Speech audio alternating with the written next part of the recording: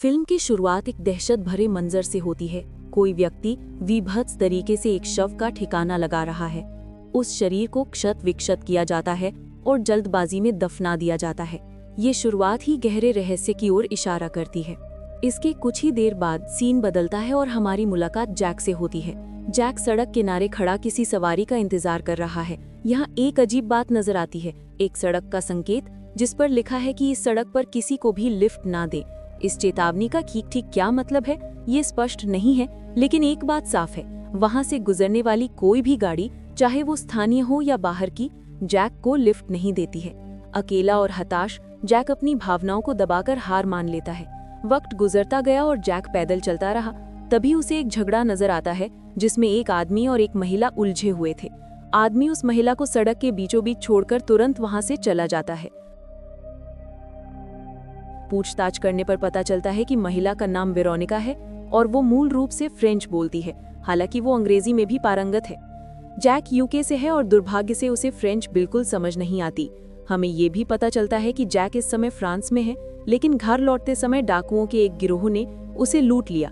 इस वारदात में उसका सारा पैसा, मोबाइल फोन और यहाँ तक कि उसकी कार भी चोरी हो गई, लेकिन किस्मत से उसका पासपोर्ट उसके पास बच गया था। दूसरी तरफ वेरोनिका अकेली रहती है और उस इलाके में उसका कोई और नहीं है। वो किसी दूसरे देश में जाकर बसने का मन बना चुकी है। वो जैक को बताती है कि उसके माता पिता एक पुरानी बीमारी के कारण मर चुके हैं।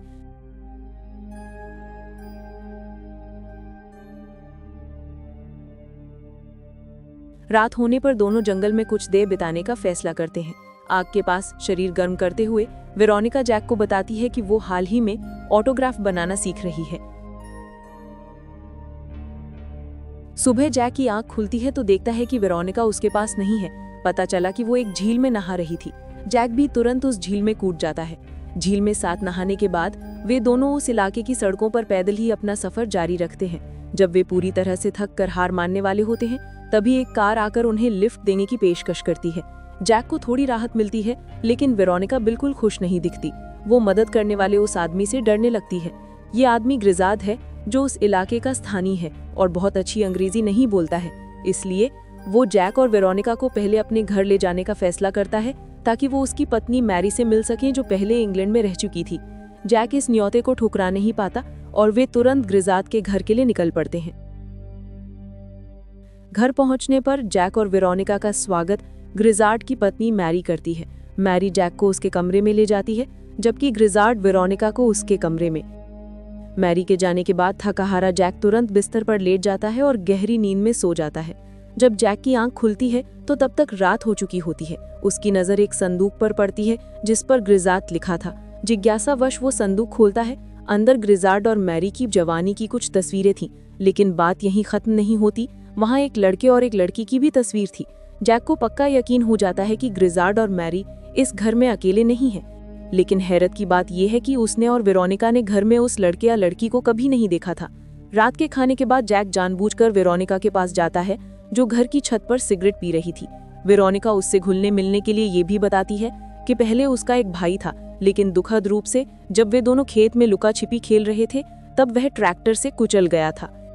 इसके बाद जैक घर के अंदर लौटता है और उस रात ग्रिजाद के साथ टीवी देखने बैठ जाता है। उसी दौरान जैक कहता है कि उसे जल्द से जल्द ग्रिजाद का घर छोड़ना होगा, क्योंकि उसे अपने परिवार से मिलने इंग्लैंड वापस जाना है। इसके अलावा वेरोनिका भी दूसरे देशों में प्रवास करने की योजना बना रही है। कुछ देर बाद जैक ग्रिजाद के बच्चों के बारे में पूछता है, लेकिन ग्रिजाड अजीब ढंग से जवाब देता है कि उसके कोई बच्चे नहीं हैं। जैक चौंक जाता है। अगर ऐसा है तो उसने अपने कमरे में जो तस्वीरें देखी थी वे किसके बच्चे की थीं? जैक को ग्रिजाड के इस बयान पर हैरानी होती है, पर वो बात को बढ़ाना नहीं चाहता और सोने चला जाता है। अगले दिन जैक ग्रिजाद के घर से निकलने से पहले नहाता है, लेकिन उस सुबह घर में अजीब सी चुप्पी थी।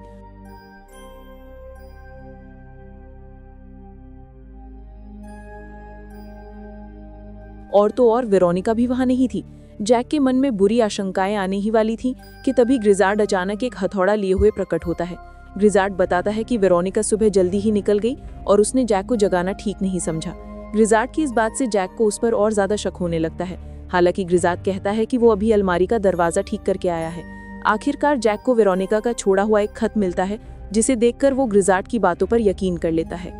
खत पढ़ने के बाद जैक परेशान हो जाता है, पर तभी उस खत से जैक को अचानक एहसास होता है कि कुछ गड़बड़ है। खासकर वेरोनिका के ऑटोग्राफ उस ऑटोग्राफ से मैच नहीं करते जो उसने सड़क किनारे फंसे होने के दौरान देखा था। दुर्भाग्य से जैसे ही जैक इस अजीब बात को समझने वाला होता है, कोई पीछे से आकर उसे जोर से मारता है और वो बेहोश हो जाता है।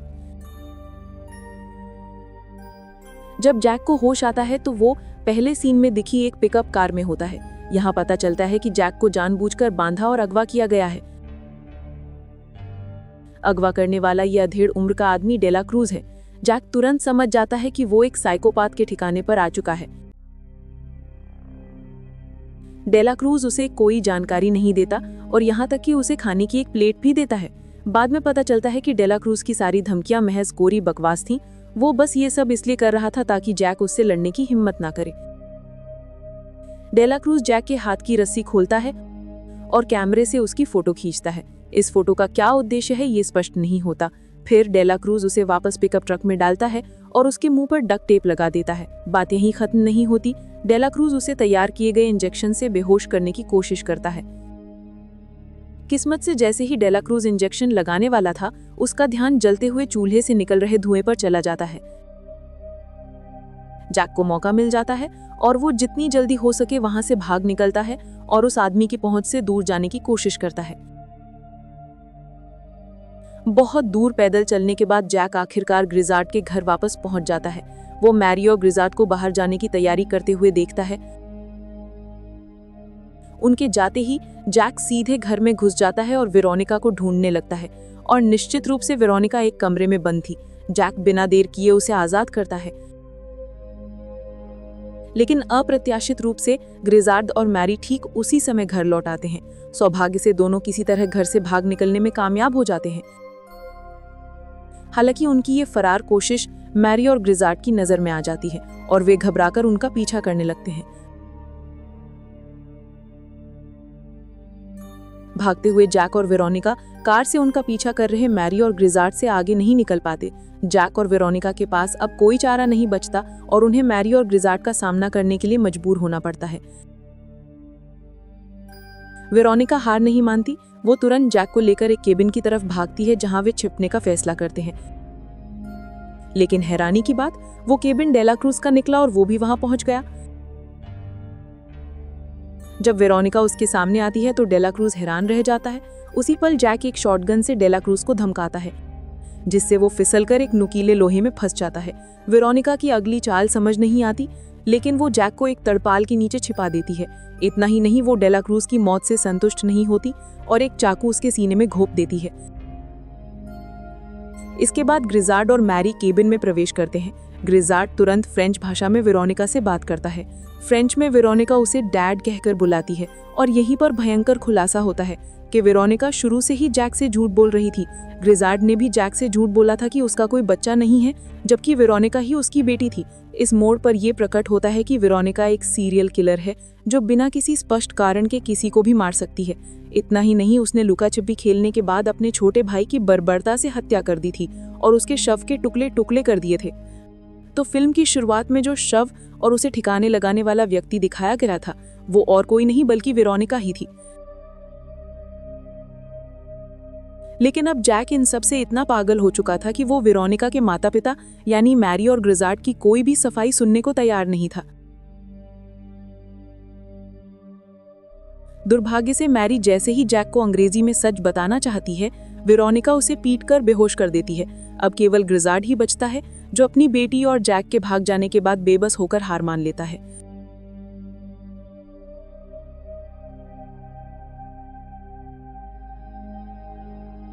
फिल्म खत्म होने से पहले वेरोनिका खुशी से मुस्कुराते हुए जैक को देश से दूर ले जाती है और जैक भी ऐसा ही महसूस कर रहा था।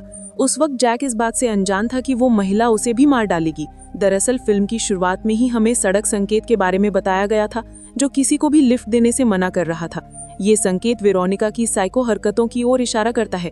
वो कई बार अपने माता पिता से भागने की कोशिश कर चुकी थी, इसलिए ग्रिजार्ड को वो चेतावनी वाला बोर्ड लगाना पड़ा ताकि कोई भी उसकी बेटी को उस इलाके से बाहर न ले जा सके। ग्रिजार्ड और मैरी ने ये सब इसलिए किया क्योंकि वो अपनी बच्ची को जेल नहीं भेजना चाहते थे। दूसरी तरफ वे ये भी नहीं चाहते थे कि हर महीने होने वाली हत्याओं की संख्या बढ़ती जाए। इसलिए ग्रिजार्ड ने कसाई का काम करने वाले डेला क्रोज को पैसे दिए थे ताकि वो जैक को बेहोश करके बंदरगाह तक ले जाए। सच कहूं तो ये हैरानी की बात है कि ग्रिजार्ड, मैरी या डेला क्रोज ने जैक को तुरंत क्यों नहीं बताया कि वेरोनिका एक कातिल है।